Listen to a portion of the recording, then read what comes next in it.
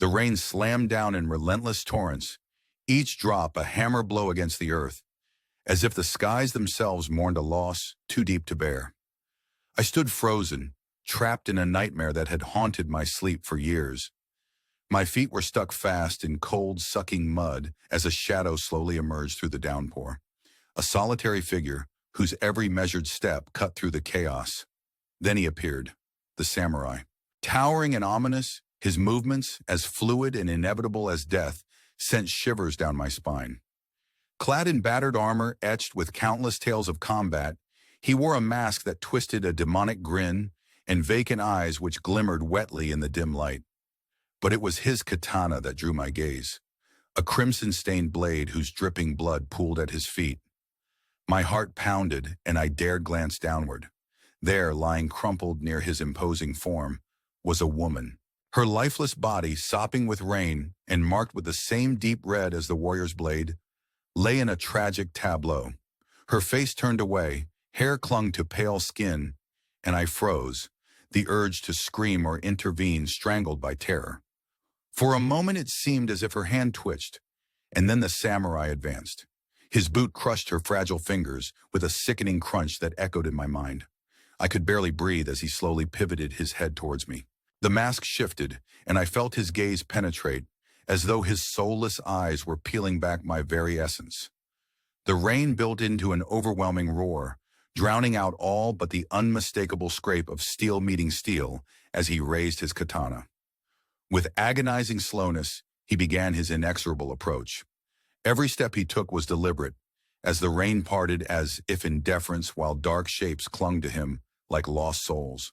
My body was paralyzed by an all-consuming fear, and all I could do was watch as he drew closer. The chill in the air deepened. I saw my own breath swirling in front of me as his looming silhouette swallowed the familiar world behind. His sword's tip dragged a scar across the mud, leaving behind a trail that twisted and pulsed, as if the earth itself recoiled at his presence. Then the impossible happened. The mask began to split, peeling away like rotted skin to reveal a horrifying truth. Buried beneath that monstrous facade was my own face, warped and hollow, grinning in an unnaturally wide, unsettling smile as the blade arced high overhead. The rain slowed, its fury giving way to a suffocating silence. I tried to scream, but darkness engulfed me before the blade could fall. And then I awoke. I lay in drenched sheets, unable to tell if the cold sweat was from a nightmare or a shadow of that unseen rain trailing me. Pulse thundered in my ears as I stared at the ceiling. Yet in the darkened corner of the room, I could have sworn that the mask, watching, waiting, remained. Now let's step away from that haunting dream and travel back to Nagasaki in 1938. The sun hung low over the harbor, scattering golden light over rippling waters like liquid fire. In the busy port city, a collision of time-honored tradition and modern ambition, life buzzed in every street. Amid vendors hawking their goods and the mingling aromas of fresh fish and roasted chestnuts, a modest establishment, the Ishikawa Kimono House, stood proudly near the quiet slopes of Mount Inasa. Inside its dim, wooden interior, 28-year-old Kentaro Hiroshi sat cross-legged on a tatami mat in the workshop. The only sound was the rhythmic swipe of his scissors gliding over delicate silk, punctuated by the soft echo of falling light through shoji screens. His skilled fingers traced the intricate outlines of a cherry blossom motif, destined for a bridal kimono. Kentaro carried with him the weight of generations, a legacy born from war and honor. His great-grandfather, Ishikawa Noboru, had given his life in the shogunate's defense, his blood staining a katana during the fierce struggle at Hakata Bay, a relic now enshrined as a silent witness to the Ishikawa legacy. But fortune and fate took different shapes in his grandfather, Ishikawa Hiroshi, a naval officer who had faced the thunderous guns of German battleships during the siege of Qingdao in the Great War. Left with a shattered leg from shrapnel, Hiroshi had raised Kentaro since the tragic loss of his parents in a tram accident when he was only 5. With each rhythmic snip of the scissors, his late grandfather's gravelly voice echoed in his mind. Every stitch binds us to our past. Never forget that. Yet Japan in 1938 stood at a crossroads, its spirit torn between venerable traditions and the daunting pull of modern empire. The dark shadow of war crept over Nagasaki, marked by soldiers in impeccable uniforms marching toward unknown battlefronts, and hushed conversations that found even the quiet corridors of the Ishikawa shop resonating with fear.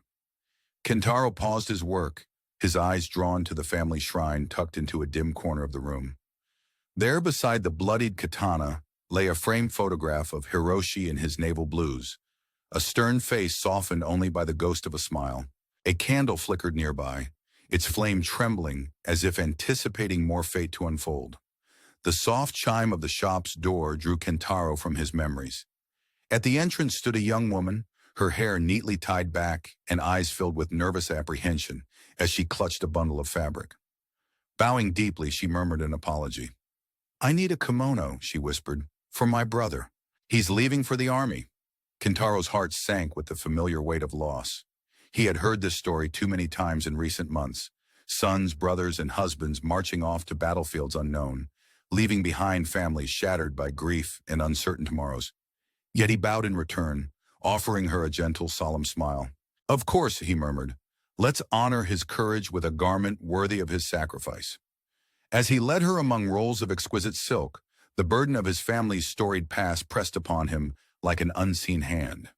Though he was neither samurai nor soldier, each deft stitch was his personal act of defiance against change, a quiet battle to keep tradition alive. The young woman's apprehension slowly gave way to gratitude as she cradled the newly wrapped kimono. "Thank you, Kentaro-san," she said, her deep bow conveying heartfelt relief. "Your work will give my brother strength." Kentaro returned the gesture, his smile both warm and heavy with sorrow. "It is my honor. May it bring him safe passage." As the bell chimed softly behind her departure, quiet returned to the establishment, broken only by the rustle of autumn leaves outside. Turning back to his workshop, Kentaro halted when he noticed his grandfather standing in the doorway. Leaning on a weathered walking stick, Hiroshi's frail form exuded the deep sorrow and unspoken wisdom of many years. His eyes, steadfast and penetrating, met those of his grandson. "You should not have done that," Hiroshi declared after a prolonged pause, each word steady and low. "Why, grandfather?" Kentaro asked, puzzlement and hurt mingling in his tone. "Our family is built on service, to honor those who sacrifice." Hiroshi's shoulders sagged, an invisible burden pressing down on him as he slowly ambled toward the shrine. There, with a deliberate motion, he lit incense. Thin tendrils of smoke curled upward, mingling with memories of past battles. Fixing his eyes on the aged katana resting in the shrine, its blade dulled, yet its history razor-sharp, he spoke gravely. "There will come a day when you must face the truth of our family. When that time arrives, you will understand why I warn you now. Do not marry. Do not bring children into this world. Let the Ishikawa name end with you."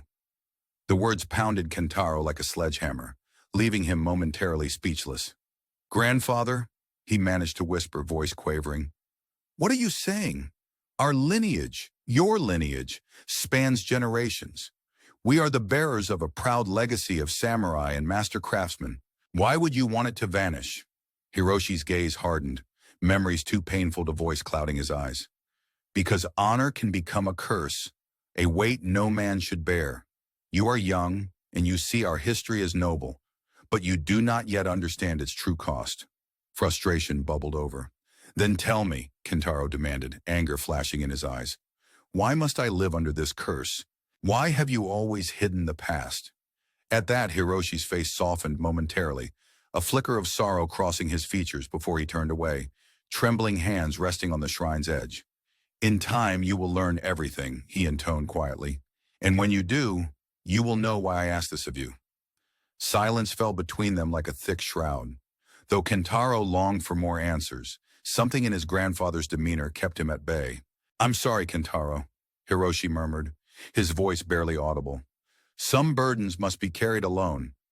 Kentaro's fists clenched as anger and despair mingled inside him, but he could only turn and leave the room.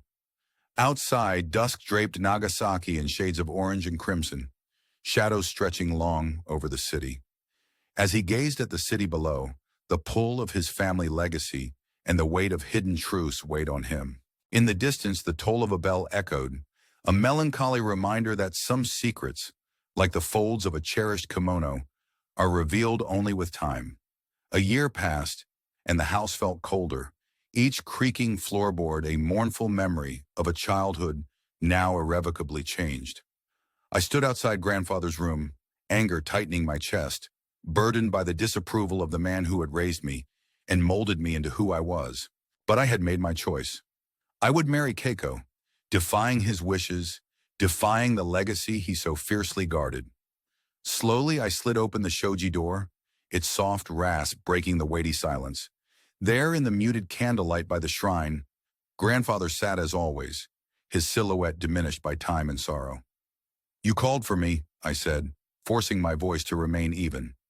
Without turning, he fixed his eyes on the ancient katana, its polished hilt catching the fading light. "Sit," he said simply. I obeyed, my heart hammering in anticipation of the lecture I feared would follow.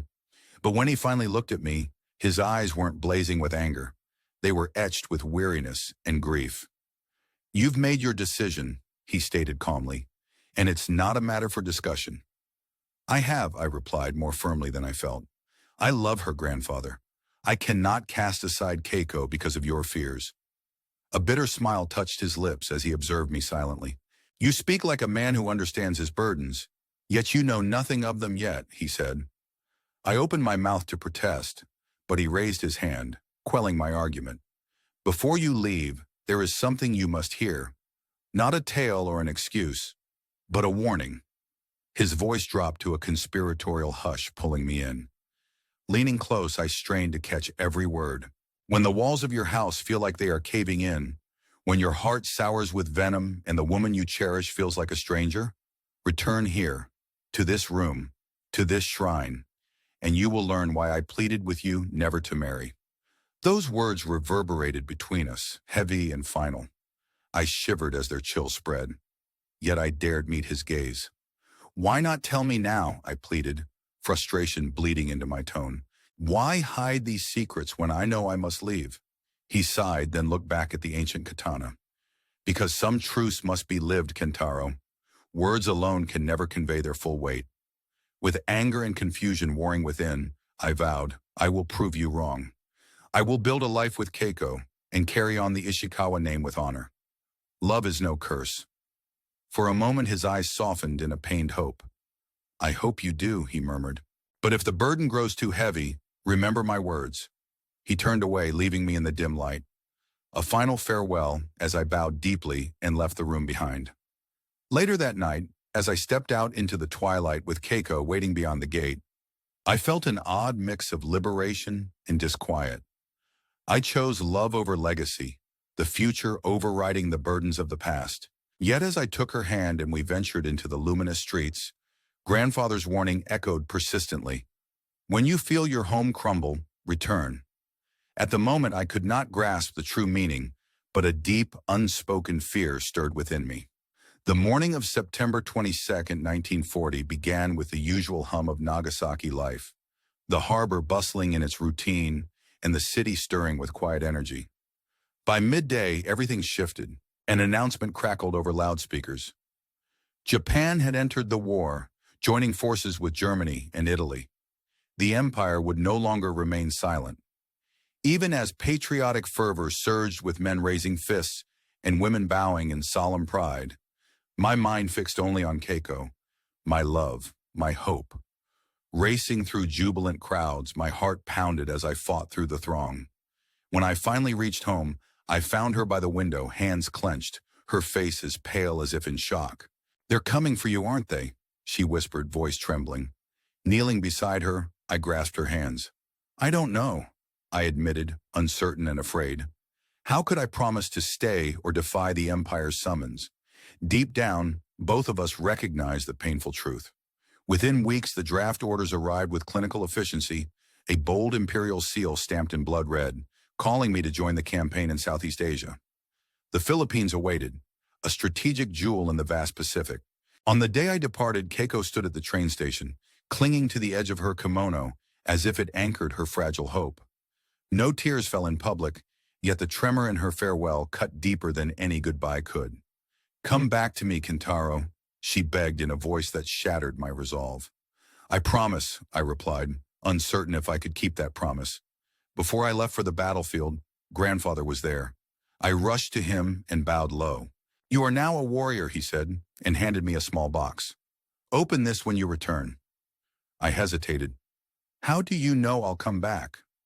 He smiled, eyes glistening with an acceptance that was both sorrowful and proud. "In Ishikawa, you are the last of us. You cannot die until you choose to." War was nothing like the tales of honor that had once filled our nights. In Southeast Asia, the battlefield reeked of mud, blood, and the constant din of gunfire. The air was heavy with death's stench, and every step felt like a march through a graveyard of broken dreams. The Philippines, meant to be a swift conquest, devolved into ruthless, soul-crushing combat. I had come with youthful determination and left a shattered man behind, wounded thrice in body and spirit. I watched as comrades were torn apart by artillery, villages were incinerated, and the cries of the innocent drowned under the relentless roar of war. When victory was declared, it rang hollow for the 4,000 survivors among us, our humanity scattered among the ruins. Returning to Nagasaki for recovery, I found no solace. Broken and battered, I was nothing more than a cog in an indifferent war machine.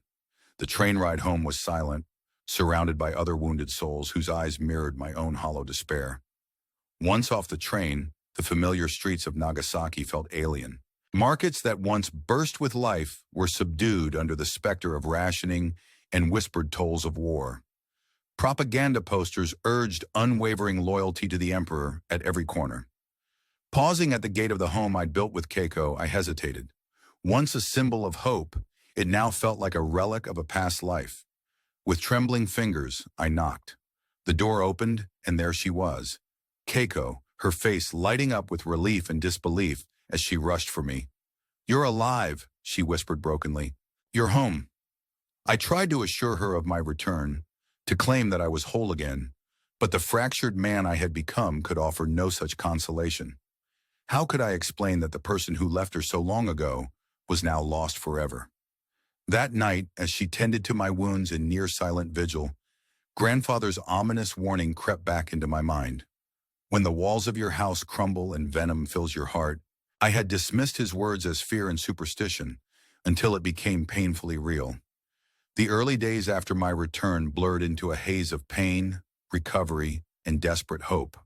Keiko, ever steadfast, dressed my wounds and coaxed me back onto unsteady feet.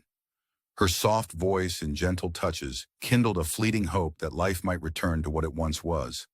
But slowly that tenderness gave way to a chilling distance. 3 years passed, and her once warm eyes turned cold. Her departures grew longer, her explanations thinner, and I spent endless evenings waiting by the window for her shadow to reappear. Each passing hour twisted my insides tighter until arguments erupted, a cascade of bitter words and sleepless nights. "You should have died with honor," she once spat, venom lacing every syllable. "A martyr for the empire, not this broken coward who returned to ruin me." Her words stung more sharply than the wounds of war. I looked into her eyes, desperate to find the love I had once cherished, but only found a stranger's cold disdain. I murmured softly, "I didn't choose to survive." But she countered, "You always have a choice. Instead, you chose yourself, chose to come back and drag your broken self into my life." With each fight, the echo of grandfather's warning grew louder. "When your home collapses around you, remember to return to these sacred walls." In the midst of this torment, I forced myself to rise, each step taken as a testament to a man determined not to let pain define him. Yet every effort at ameliorating our strained love was met with her indifference, until one evening, after yet another bitter row, I found myself drawn to the small box grandfather had once given me. Its weight was heavy with promises of answer and revelation. Hands trembling, I opened it to discover a single letter inscribed in his firm, deliberate hand. "Kentaro, if you are reading this, then the weight of the Ishikawa curse has found you. Return alone to the family home, and I shall reveal the truth. Some answers cannot be written. They must be spoken when you are ready." The words seared into my soul. I had once thought my grandfather's dire warnings to be the ramblings of an old man clinging to superstition. But now, as Keiko's coldness and the crumbling of my home bore down on me, I began to wonder if fate had always been tethered to our name. Perhaps it was time to confront the demons of our past. The family home loomed as a steadfast sentinel on the village's edge, its weathered walls steeped in countless memories. As I approached, every creaking floorboard and familiar scent, the faint aroma of grandfather's pipe, the whispers of bygone days, struck me with a poignant mix of sorrow and resolve. Grandfather awaited me in his study, seated cross-legged on a tatami mat. His weathered face, etched with the trials of time, offered no comfort, only a silent command. "I knew you would come," he said, voice low and filled with sorrow. "The weight of our bloodline is inescapable." I sat before him, feeling small and vulnerable despite the scars that marked me from battles past. "I'm here now. Tell me the truth," I implored, voice barely above a whisper. For a long moment, he said nothing, a profound silence enveloping us. Then he began, his words deliberate and heavy. "Our family's story is soaked in blood and regret. It begins with our forefather, Ishikawa Tadashi, a samurai of ruthless repute during the Kamakura shogunate. His blade was swift, his mercy non-existent. He murdered without hesitation, for he believed the gods themselves had anointed his invincibility." I nodded, a reluctant pride mingling with dread. "But then," grandfather continued, "Tadashi's hubris brought his downfall. One day he encountered a humble monk traveling with a young girl. The monk, pure in his devotion, was harmless. But to Tadashi, the girl was a prize of war. His men seized her before the monk's anguished eyes. And then, as if in a final act of cosmic retribution, the monk cursed him. 'As you made me suffer, so shall every man in your bloodline suffer. You will be forced to witness the ruin of those you hold dear. The very ones you love shall betray you.' The curse hung in the air like a dark omen. I swallowed hard. "Is that why you warned me against marriage?" I whispered. Grandfather's somber nod said it all. "Your father, your uncles, even my own father, have borne this curse. I begged you before, Kentaro, to let our bloodline fade away. I hope to spare you this endless torment." Anger and desperation warred within me. "You should have told me everything," I demanded, voice cracking with pain. "I know nothing of my parents beyond that tragic accident, and why there isn't a single portrait of my grandmother. What secrets have you kept?" For the first time, his face softened with regret as he stepped away, trembling hands hovering near the family shrine. "When the time is right, you will understand," he murmured. "Some burdens are meant to be borne in silence." I wanted to scream, to demand clarity, but I left the room in a silent fury, stepping out into an evening draped in hues of orange and crimson. The city below seemed to mourn with me, and as I surveyed Nagasaki, a faint bell echoed, a reminder that fate, like the threads of a kimono, unravels slowly, inevitably. Years later, as I navigated the cold corridors of the family home, memory haunted every step. My decision to defy grandfather, choosing Keiko and love over cursed legacy, had irrevocably fractured us. Standing outside his door, my fists clenched, I summoned the courage to cross the threshold. Inside, grandfather sat by the shrine, diminished by age and disapproval. The soft glow of candlelight etched deep lines on his weathered face. "You summoned me," I said, striving for strength. He did not meet my gaze. Instead, his eyes were fixed on the katana with its gleaming hilt. "Sit," he commanded, and I complied even as my heart pounded in protest. When he finally looked up, his expression was not of anger, but sorrow.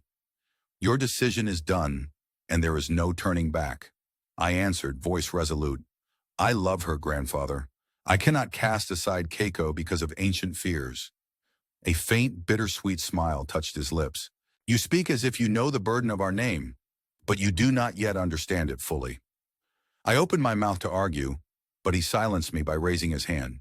Before I left, he lowered his voice to a whisper. "When your home crumbles, when your heart seethes with bitterness, return here, to this shrine, and you will learn why I cautioned you so dearly." Those words, heavy with despair and warning, sent chills racing down my spine. I asked, voice trembling, "Why not tell me now?" But he only sighed deeply, his gaze drifting once more to the ancient blade.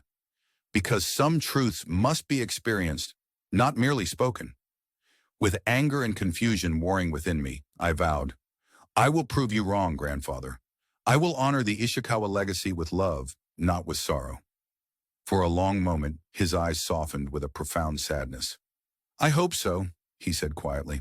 But if the burden crushes you, remember my words. With that, he turned away, leaving a silence that resonated long after I bowed in farewell and left the room. Later that night, as I stepped back into our family home, Keiko waited outside, her presence a bittersweet reminder of the love I had chosen. I could feel it, the tenuous thread connecting me to a legacy I'd fought to escape. Though you all know our journey might sound impossible, if it intrigues you, please subscribe and share your thoughts with us in the comments below. It truly fuels our storytelling. The morning of September 22nd, 1940 began like any other in bustling Nagasaki, but by midday everything changed. A crackle from loudspeakers announced that Japan had entered the war on the side of Germany and Italy. No longer an idle observer, the announcement sent shivers down my spine even as crowds erupted in patriotic displays. In the midst of celebration, my mind was tethered solely to Keiko.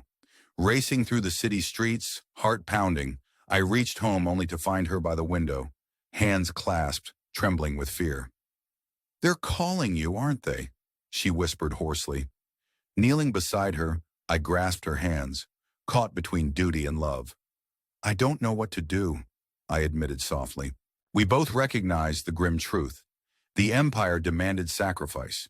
In mere weeks, my draft orders arrived, cold, efficient, and sealed with the imperial red insignia.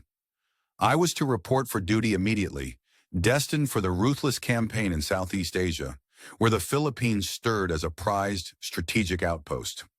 On the day I left, Keiko stood at the train station, her grip on her kimono the only tether to a life we had built together. Though she shed no public tears, the tremor in her whispered farewell, "Come back, Kentaro," shattered my resolve. I vowed, uncertain yet determined, that I would return.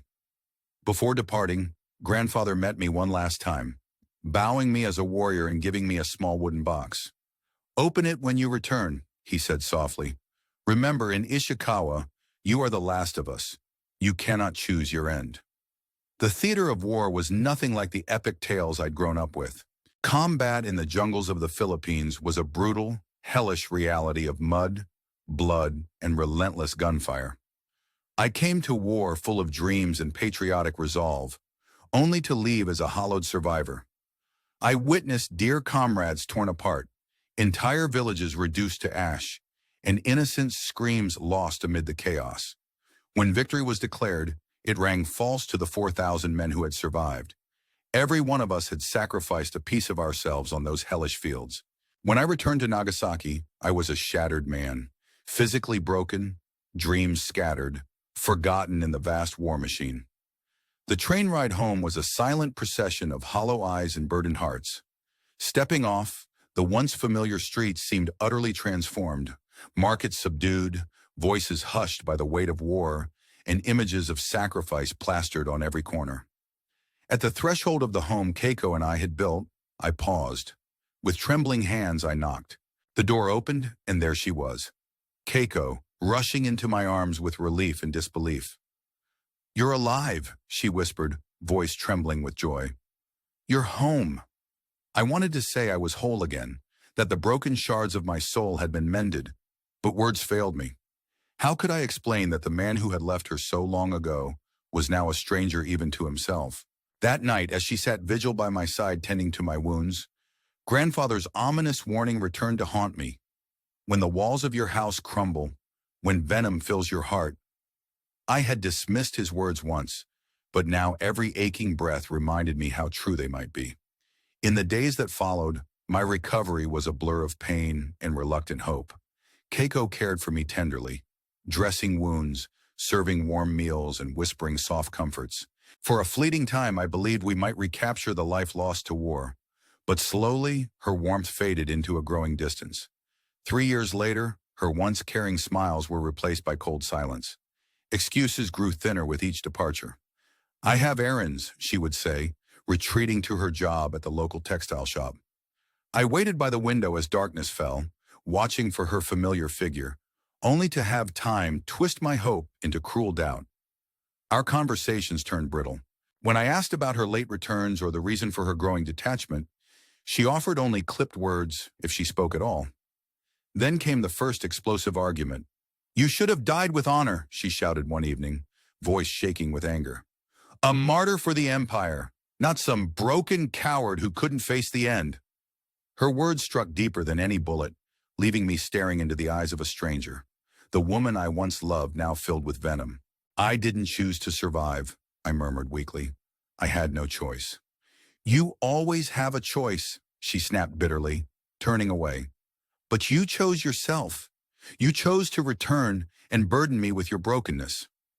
The venom in her tone left me speechless, and with every subsequent fight, grandfather's haunting words echoed louder.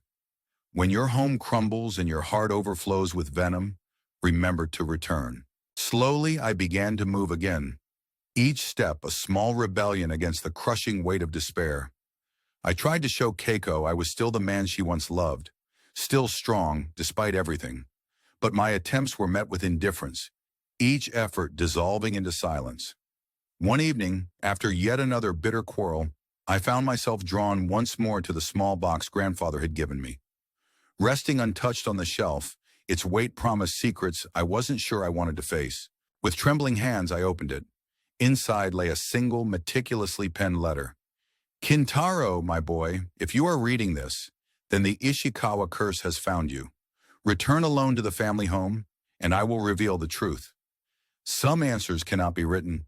They must be experienced in person when you are ready." Each word burned into my mind. I had once dismissed grandfather's warnings as the ramblings of a man steeped in superstition, but now, as I felt my world collapse around me, I wondered if there was truth in his dire premonitions. The very walls of my home were crumbling, and my heart was filled with venom. Perhaps now was the time to face my fate. The old family home stood like a sentinel at the edge of the village, its walls scarred by time, steeped in the silent sorrow of generations. I remember every creak of the floorboards and every whisper of grandfather's pipe smoke as I approached. Memories flooded back, and I recalled the stern yet kind presence of the man who had raised me. In his study, grandfather waited, seated cross-legged on an old tatami. His features were etched with loss, but his eyes burned as fiercely as ever. Without a word, he motioned for me to sit. "I knew you would come," he said softly, his voice heavy with resignation. "The burden of our bloodline is not something you can escape." I sat before him, feeling raw and small despite all that I had endured. "I'm here now," I whispered. "Tell me the truth." For a long, agonizing moment, he was silent, then began slowly and deliberately. "Our family history is drenched in blood and regret. It began with our ancestor, Ishikawa Tadashi, a samurai whose ferocity was unmatched during the Kamakura shogunate. His blade was swift and ruthless. He killed without remorse, believing he was chosen by the gods. Yet his arrogance proved to be his undoing.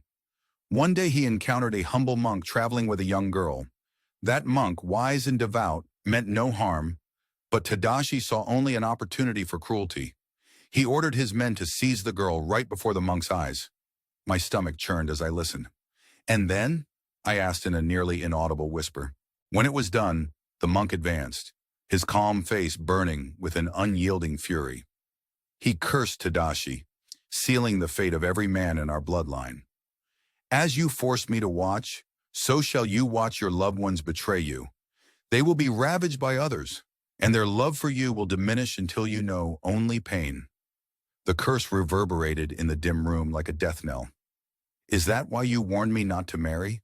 I managed to ask. Grandfather's nod was slow, tormented. "Your father, your uncles, my father, we have all suffered under this curse.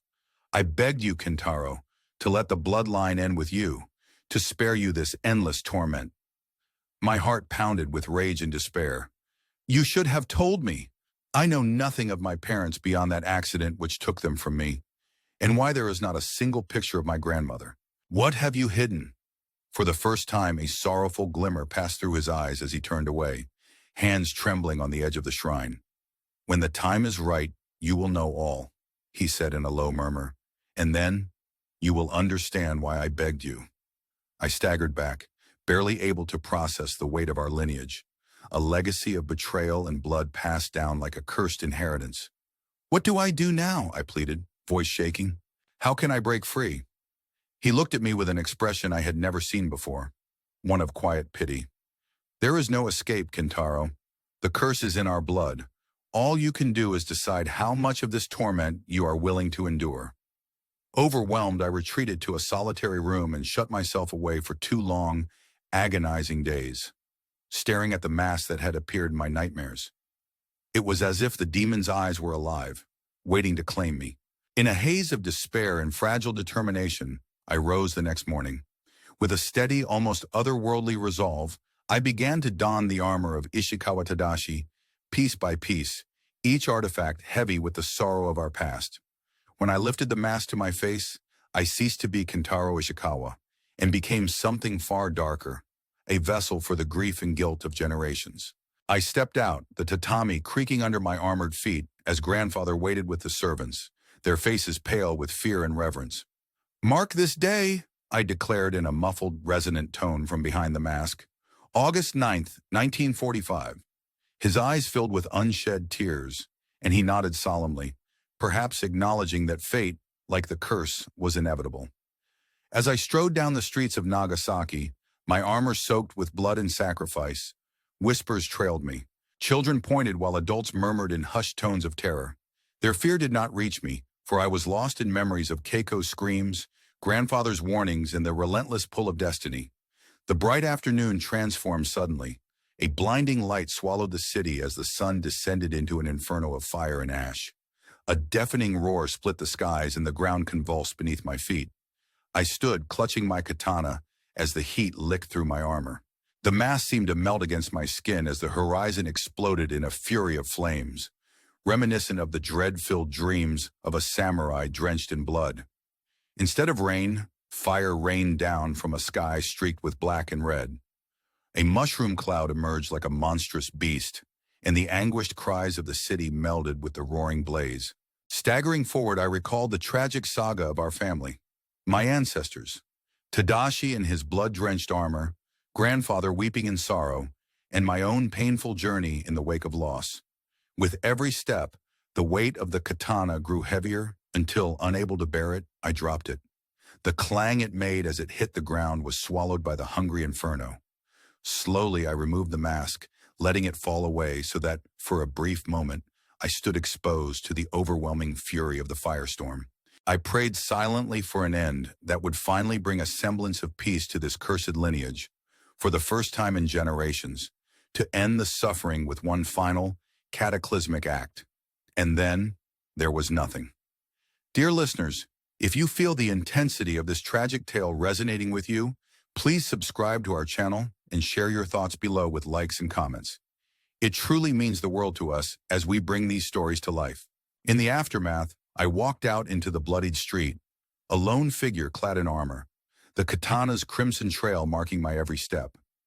My masked hollow gaze reflected a soul lost amid the chaos, a man transformed by legacy into something unrecognizable. I was no longer merely Kentaro Ishikawa. I had become an embodiment of the curse that had haunted my family for centuries. Then the sky shifted once again. The blazing firestorm receded momentarily, replaced by a sudden, unnatural silence, and a light so intense it seemed as if the sun itself had descended to judge our fate. The city around me crumbled in the face of this final cataclysm, igniting a maelstrom of flames and despair. My mind flashed back to that dreadful dream of rain and blood, a samurai in relentless pursuit, a lifeless woman at his feet, and the revelation of my own distorted reflection behind a split mask. Now I stood in a reality where the inferno consumed everything, and with every agonizing step through the embers, I realized that the curse was not just a shadow of the past, it was my destiny. I powered forward, every movement fueled by a final acceptance of fate as the fires devoured the familiar world around me. I heard the anguished screams of a city, the cries of a people whose lives were reduced to ash, yet I pressed on. In that apocalyptic moment, Amidst the roaring conflagration and collapsing structures, the truth became undeniable. The legacy of Ishikawa Tadashi, with all its hatred, sorrow, and violence, had culminated in this singular moment of devastation. As the flames seared my armor and the ground trembled beneath me, I slowly lowered the katana, letting it clatter onto the molten debris. I took off the mask completely, stripping away the final veneer of the past, and stood naked against the inferno. I surrendered to the consuming heat, and for the first time, a bitter, resigned smile crossed my face. The curse had come full circle. With the annihilation of Nagasaki and my own self, the long, tortured line of the Ishikawa family would finally find its silence. And then, in that overwhelming blaze of light and fire, and in that moment of searing clarity, I finally found a perverse peace in the end. Thank you for joining us on this journey through a tale of legacy, love, war, and curse. If this story stirred something deep within you, consider subscribing, liking, and sharing your thoughts in the comments below. Your support helps us continue to unveil these dark, captivating tales.